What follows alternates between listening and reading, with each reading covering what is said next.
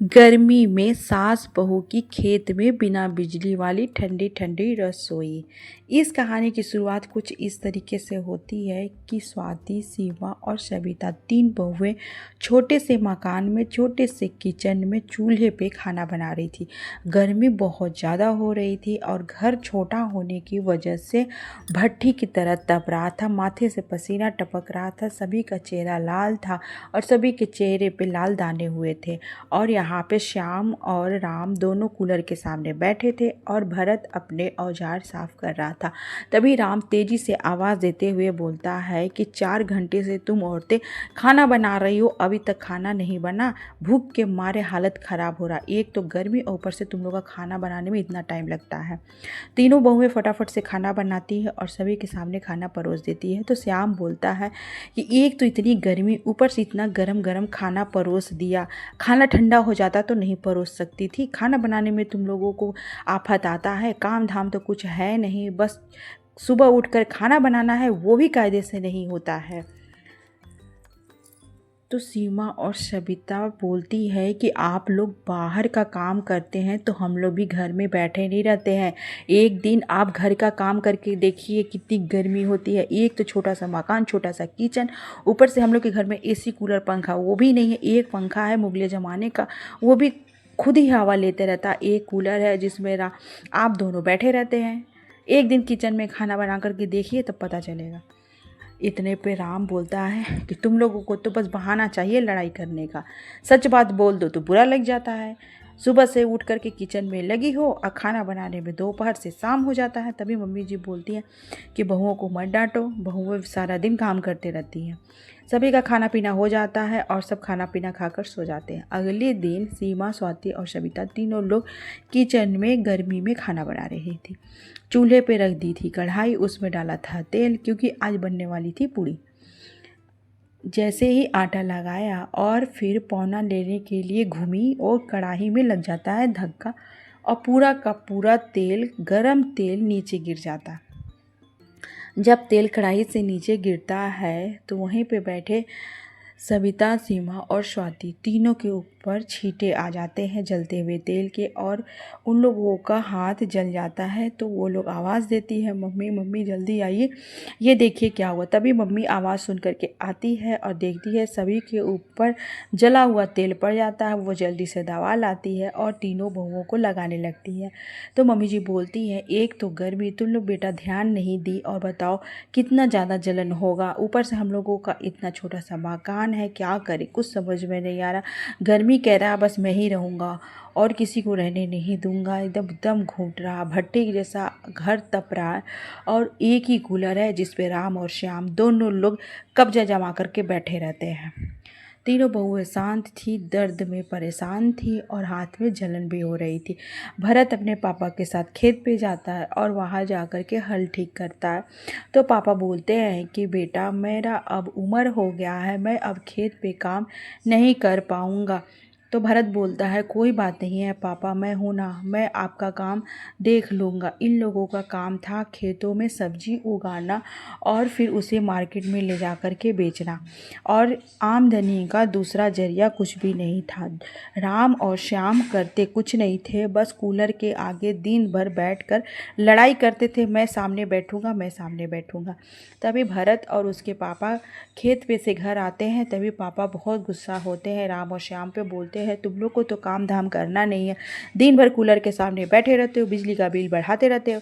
तो राम बोलता है पापा मैं बहुत काम करता हूँ। श्याम बोलता है मैं भी खाली नहीं बैठा रहता, बस आपको दिखाई नहीं देता है।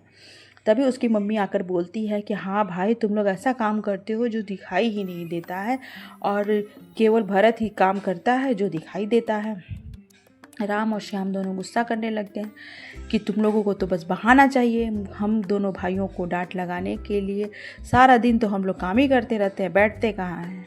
दोपहर का टाइम हो जाता है, खाना बनाने तीनों बहुएं जाती हैं किचन में। खिड़की में से तेज धूप आता है सीधे चूल्हे पे। एक तो चूल्हे की गर्मी, ऊपर से सूरज भगवान की रोशनी, उन लोगों का चेहरा लाल हो जाता है, पूरा पसीना से भीग जाती है, माथे से पसीना टप टप टपकता है। सीमा और सविता खाना बनाती है, स्वाति वही गरम गरम पानी से, टंकी वाले पानी से बर्तन धो रही थी। बर्तन धोते धोते उसका हाथ बिल्कुल लाल हो जाता है। तो सविता बोलती है कि स्वाति तुम्हारा हाथ तो बिल्कुल लाल हो गया। तो स्वाति बोलती क्या करूँ भाभी, इतना ज़्यादा तप रहा है पानी कि छूते ही जैसे लगता है कि हाथ जल जाएगा। और भाई काम भी करना ज़रूरी है, हम लोगों के पास तो कोई काम वाली है नहीं जो आकर के हेल्प करेगी। तभी सीमा रात का खाना एकदम ख़राब हो जाता है। इतनी गर्मी होती है कि खाना दोपहर का खाना शाम तक नहीं जाता। वो जाकर कुत्ता को खाना डालती है और बहुत उदास हो जाती है कि एक तो गरीब है हम लोग, ऊपर से खाना भी ख़राब हो जा रहा है। तभी वहाँ पे राम को बहुत तेज से प्यास लगी थी। वो सविता भाभी को आवाज़ देते हैं कि सविता एक गिलास पानी ले आओ, लेकिन वो नहीं सुनती हैं। तो वो खुद ही उठता है राम और जाकर के बाल्टी का पानी पी लेता है। बाल्टी का पानी जैसे उबाल मार रहा था और गुस्सा करने लगता है कि बाल्टी में पानी रखा है जो बिल्कुल गर्म है, पीने के लायक भी नहीं है। तो मम्मी जी बोलती है कि बेटा तुम लोग जाओ जाकर के पानी ले आओ ठंडा। दोनों बहुएं जाती हैं ठंडा पानी लेने के लिए। तभी वहाँ पे भरत अपने हाथ में एक टूटा हुआ रेडियो लेकर के आता है और उसमें आधा से 1 घंटा टाइम लगाकर उसको खोल कर उसको उसके औजार को फिट करता है इधर उधर और फिर अपना जुगाड़ लगाता है। तो वो रेडियो बजने लगता है। फिर सभी लोग एक एक करके रेडियो के सामने आकर के बैठ जाते हैं। तो राम और श्याम भरत का मजाक उड़ाते हैं कि इसके पास तो देखो बहुत काम है, कबाड़ा उठा के ले आया और उसमें 4-5 घंटा लगाया और फिर वो बजने के लायक हो गया। अब बस यही काम करेगा ये। भरत उन लोगों की बात पे ध्यान नहीं देता है। बस भरत अपने काम पे बस फोकस करता है। उसे बिजली बत्ती वाले काम से ज़्यादा लगाव था और वो बिजली बत्ती के काम पे ज़्यादा ध्यान देता है।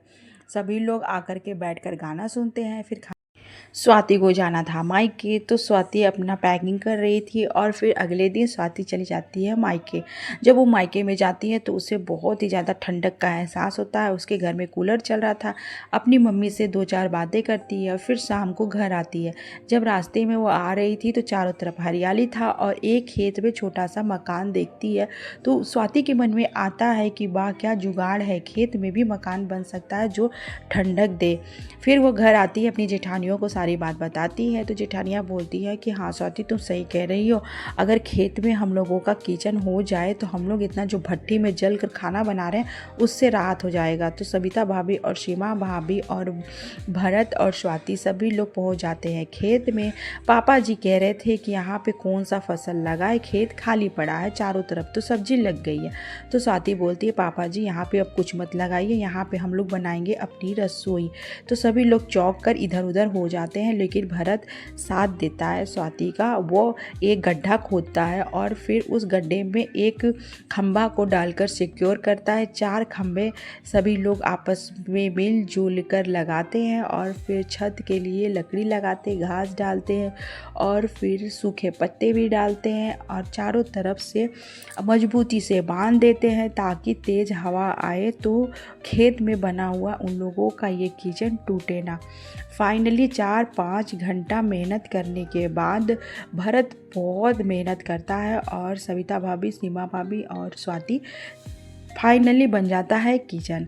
और सभी लोग सोचते हैं कि अब किचन बन गया, चूल्हा भी बन गया, तो चलो अब हम लोग दोपहर का खाना बना लेते हैं, नहीं तो खाना बनाने में लेट हो जाएगा।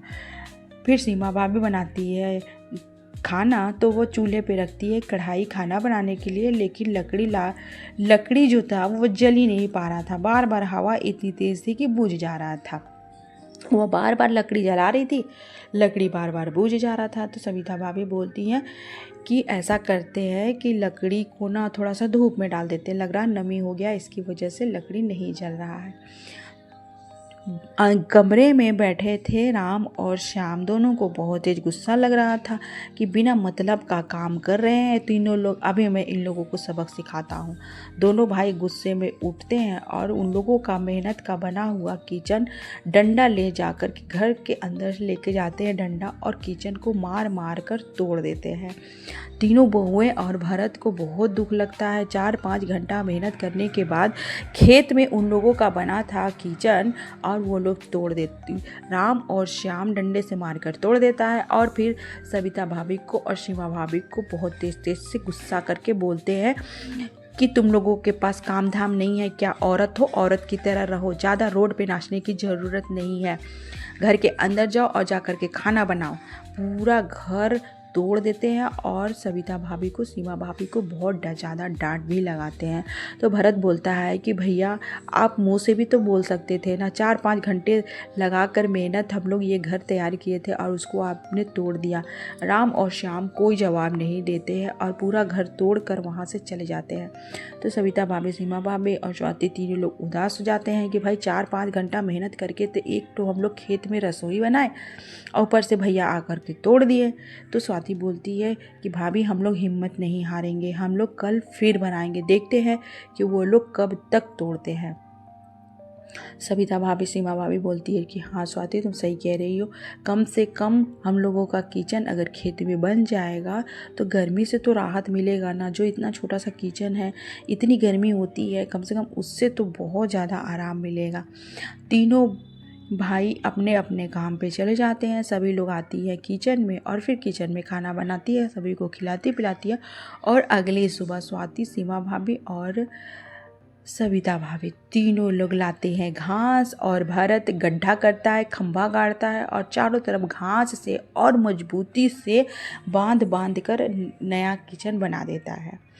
बनाने में तो पूरा दिन लग जाता है, लेकिन ये किचन इतना ज़्यादा मजबूत बना था कि उन लोगों के डंडा मारने से भी ये किचन टूटने वाला नहीं था। तो भरत बोलता है किचन तो बन गया, अब किचन को ठंडा कैसे किया जाए। तभी वहाँ पे सविता भाभी लाती है एक घड़ा, घड़े को आगे से तोड़कर लगा देती है उसमें पंखी और पीछे भर देती है पानी। स्वाति बताती है भरत को कि ऐसा किया जाए कि हम लोग करते हैं एक गड्ढा और लगाते हैं एक पाइप, वो पाइप सीधे घड़ा में जाएगा और घड़ा में भरता रहेगा पानी और पंखी से जब हवा टकराएगा, गर्म हवा, तो वो हवा ठंडी होकर के आएगी। और दूसरा जुगाड़ लगाते हैं कि हम लोग बनाते हैं मोटा पाइप। मोटा पाइप बनाने के लिए हम लोग लेते हैं सब पानी, पेप्सी बोतल को इस्तेमाल करेंगे। अब बोतल को पीछे से कट करके आपस में जोड़ जोड़ करके मोटा पाइप बना देंगे और ये पाइप का पानी किचन के चारों तरफ जो हरा हरा घास लगा है उस घास के ऊपर गिरेगा, जिसके वजह से घास कभी सूखेगा नहीं और उससे टकराकर जो भी गर्म हवा अंदर आएगा तो वो ठंडा हो जाएगा।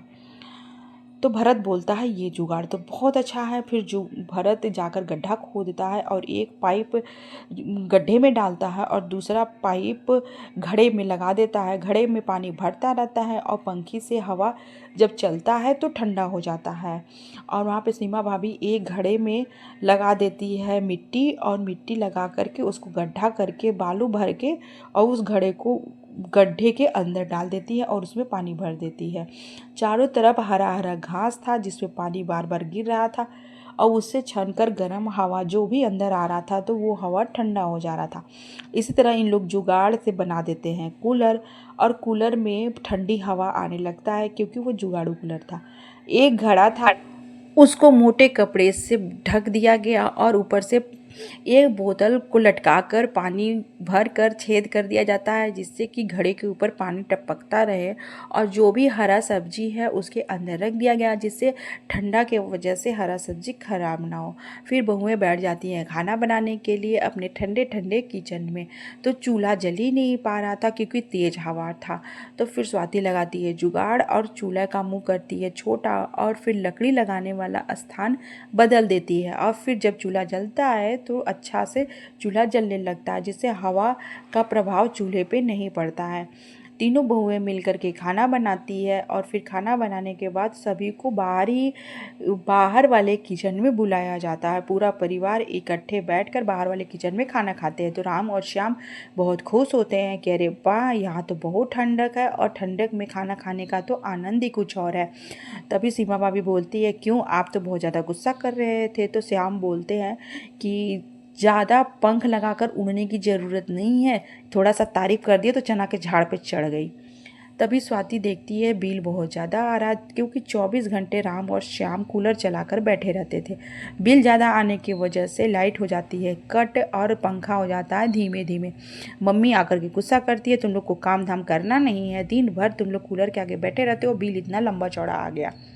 तभी वहाँ पे आम का पाना बनाती है सीमा भाभी और सभी को पिलाती है, और घड़े का ठंडा पानी से बनाती है। तो ठंडा घड़े का पानी इतना ज़्यादा ठंडा था कि राम और श्याम जब पीते हैं ना तो उन लोग को बहुत अच्छा लगता है। वो लोग सोचते अपने मन में कि हम लोग तो फालतू में पत्नी लोग के ऊपर गुस्सा कर रहे थे, लेकिन इन लोग का जुगाड़ तो काम कर गया, पानी भी ठंडा मिल रहा और ठंडे में हम लोग बैठ के खाना भी खा रहे हैं। चलो भाई अब हम लोग भी काम करते हैं। खेत में पूरी सब्जी लहलहा रही थी। राम और श्याम दोनों भाई खेत में जाते हैं और हरी टमाटर सब्जियाँ खीरे तरबूज वगैरह तोड़ करके लाते हैं और बोलते हैं अब हम लोग भी तुम्हारी मदद करेंगे। तो ये सारी चीज़ें मम्मी जब देखती है तो खुश हो जाती है, अरे वाह मेरा बेटा लोग काम करने लगा।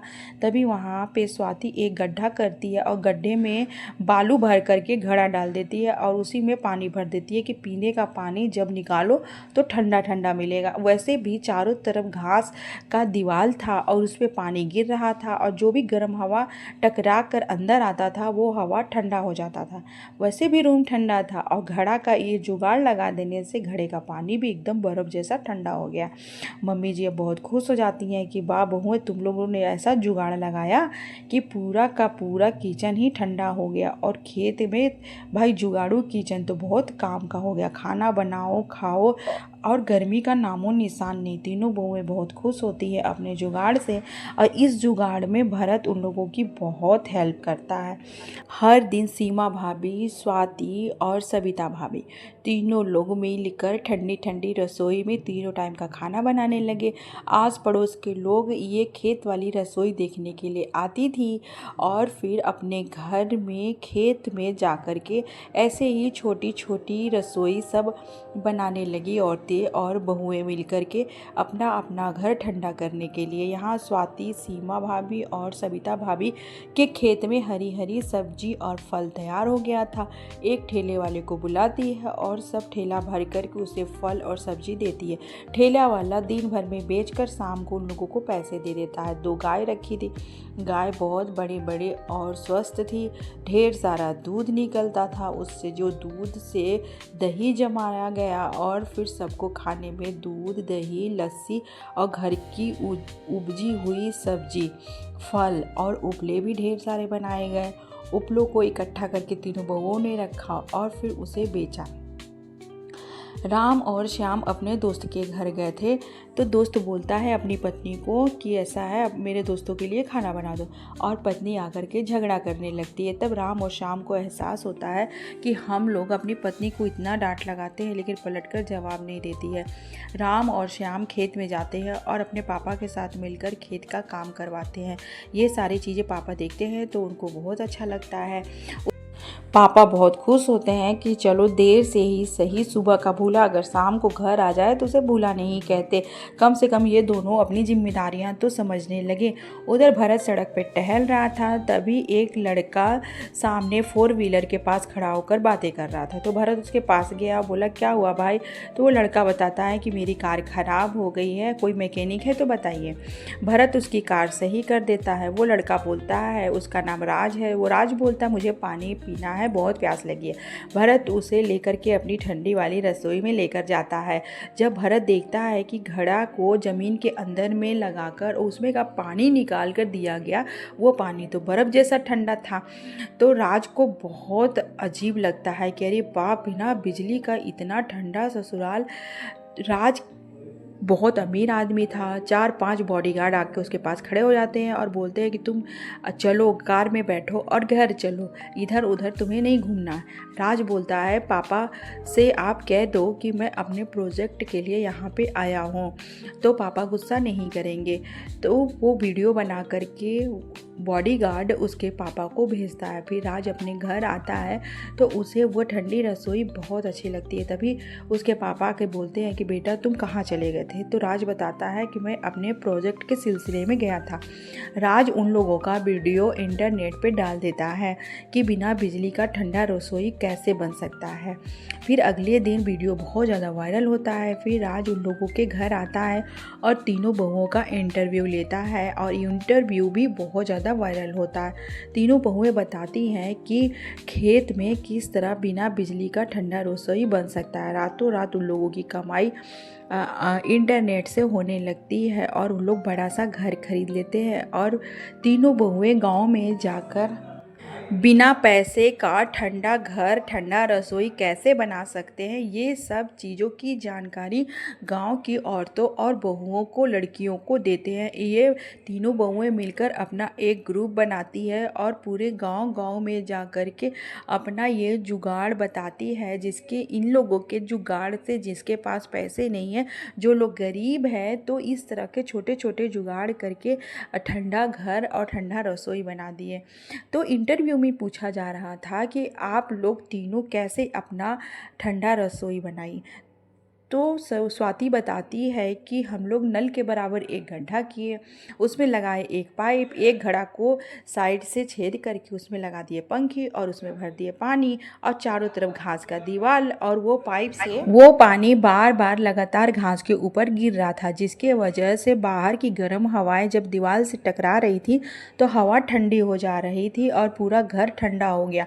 पानी पीने के लिए हम लोगों ने घड़ा को ज़मीन के अंदर खोद कर बालू भर कर घड़ा को उसी में फिट कर दिए और उसमें पानी भर दिए, जिसकी वजह से पानी हम लोगों को ठंडा ठंडा मिला पीने के लिए। खाना खराब हो जा रहा था गर्मी की वजह से, तो एक बड़ा सा घड़ा लिए और उसे मोटे कपड़े से ढक दिए और उसके ऊपर एक बोतल लटका दिए जिसमें पानी भरकर, और उसमें एक छोटा सा छेद कर दिए जिससे पानी लगातार गिर रहा था, और उसी में रख दिए खाना, जिससे खाना भी खराब नहीं हुआ।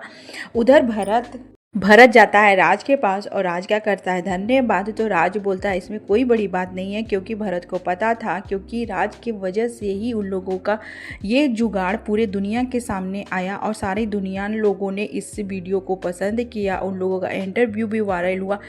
इस राज की वजह से उन लोगों का इनकम बढ़ा और वो लोगों को एक अच्छा सा घर, कार, बंगला सब खरीदने का मौका मिला।